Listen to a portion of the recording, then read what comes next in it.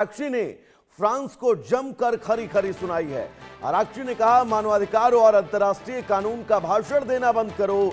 Gaza में Israel के समर्थन को लेकर फ्रांस पर दोहरे मापदंड का आरोप लगाया है। कहा है आराक्ची ने, ईरान के खिलाफ आक्रामकता के समर्थन से फ्रांस की नैतिक साख खत्म हो चुकी है। तो ईरान और पश्चिमी देशों के तनाव पर अब फ्रांस और तेहरान के बीच जुबानी जंग तेज है। ईरान के विदेश मंत्री अब्बास अराक्ची ने फ्रांस पर तीखा हमला बोलते हुए कहा कि उसे मानवाधिकार और अंतर्राष्ट्रीय कानून के मुद्दे पर दुनिया को भाषण देना बंद करना चाहिए। अराक्ची ने सोशल मीडिया पोस्ट में फ्रांस पर दोहरे मापदंड अपनाने का आरोप लगाया, गाजा में इजरायल के समर्थन का निशाना बनाया। उन्होंने कहा कि गाजा में इजरायल की कार्रवाई और ईरान के खिलाफ आक्रामकता के समर्थन ने फ्रांस की कथित नैतिक साख को खत्म कर दिया है। ब्रायन लगातार हमारे साथ जुड़े हुए हैं। ब्रायन, आराक्ची का यह बयान, जब उनसे सवाल पूछा जाता है तो दूसरा सवाल खड़ा कर देते हैं उसका जवाब देने की बजाय।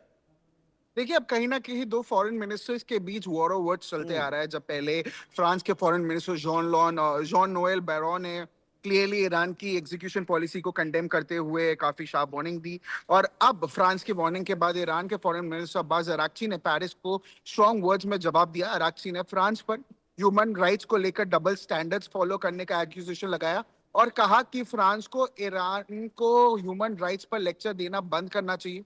अराक्ची का कहना है कि फ्रांस की पोजीशन में मॉरल सुपीरियरिटी की कोई बेसिस नहीं है, स्पेशली इजराइल को लेकर उनकी जो पॉलिसी और सपोर्ट जो उन्होंने देखा उसके लिए उन्होंने क्लियरली कहा कि फ्रांस की अभी कोई पोजीशन नहीं है मॉरल सुपीरियरिटी दिखाने के लिए।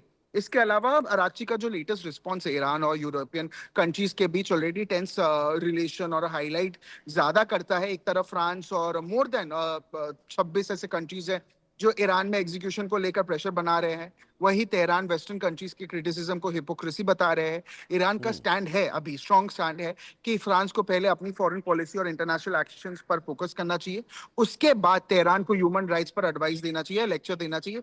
अब इस इशू ने ईरान और यूरोप के बीच जो डिप्लोमेटिक टेंशन है वो बहुत ज्यादा इंक्रीज कर दिया है, बहुत ज्यादा बढ़ा दिया है। जी तो ब्रायन, ये कहा जा सकता है कि अगर मैं आपसे कोई सवाल पूछूं तो आप उस सवाल का जवाब ना दें, आप पलटकर मुझसे ही सवाल पूछने लगे। गाजा को लेकर जो तस्वीरें आराक्ची की तरफ से कही गई हैं, उन तस्वीरों के बीच मुझे नहीं लगता है कि ये जवाब देकर इन जिम्मेदारियों से बच सकते हैं, जो जिम्मेदारियां, जो रिस्पॉन्सिबिलिटी बतौर एक मजबूत देश आपके कंधों पर है। हम सुबह यही बात कर रहे अभी थोड़ी देर पहले कि प्रॉब्लम्स ईरान के लिए कम नहीं हो रहा है, प्रॉब्लम्स लगातार बढ़ता हुआ नजर आ रहा है। चाहे हम हर रोज इसके बारे में बात करते हैं, चर्चा करते हैं कि हर दिन ईरान के लिए कहीं ना कहीं प्रॉब्लम्स आता है। जैसे आपने बताया कि सवाल अगर हम पूछते हैं तो सवाल का जवाब आना चाहिए, पर कहीं ना कहीं अराक्ची की तरफ से सवाल के अगेंस्ट सवाल ही आता है, कोई जवाब नहीं आता। तो कहीं ना कहीं प्रॉब्लम जरूर है, और ईरान को भी अभी क्लियरली अपना जो स्टैंड है या स्टांड है वो बहुत क्लियर करना चाहिए कि उनका डायरेक्शन क्या है टुवर्ड्स द राइट पाथ। तो वो डायरेक्शन जब तक नहीं रहेगा या डायरेक्शन लेस ईरान रहेगा तो उनके लिए प्रॉब्लम्स लगातार बढ़ती हुई नहीं आएगी, क्योंकि उनके अगर लोग ही उनके तरफ नहीं है, अगर उनके प्रोटेस्ट ही एग्जीक्यूट हो रहे हैं, अगर रिपोर्ट्स में आ रहा है कि 100 से ज्यादा ऐसे लोग हैं जो एग्जीक्यूट किए गए हैं या बिना वजह अरेस्ट किए गए हैं, तो ईरान के लिए बहुत ज्यादा प्रॉब्लमैटिक है ये। जी ब्रायन, एक चीज हमारे दर्शकों को और समझाइएगा, इस युद्ध के बीच जो अमेरिका और ईरान के बीच, इजराइल के बीच चल रहा है, इसमें यूरोपियन यूनियन कहां पर खड़ा है?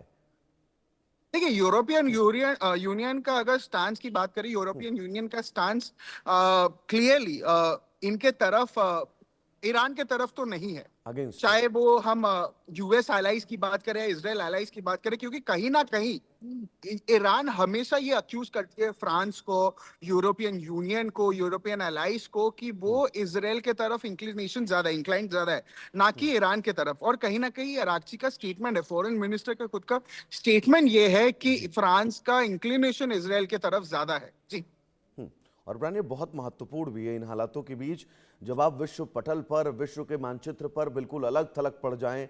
खाड़ी देशों से आपकी जो है वो इस वक्त नहीं बन रही है, वो अमेरिकी सैन्य बेसों पर लगातार आप अटैक कर रहे हैं। उन अटैकों के बीच अमेरिका इजराइल में जो स्थितियां हैं, उन स्थितियों से पूरा विश्व रूबरू है।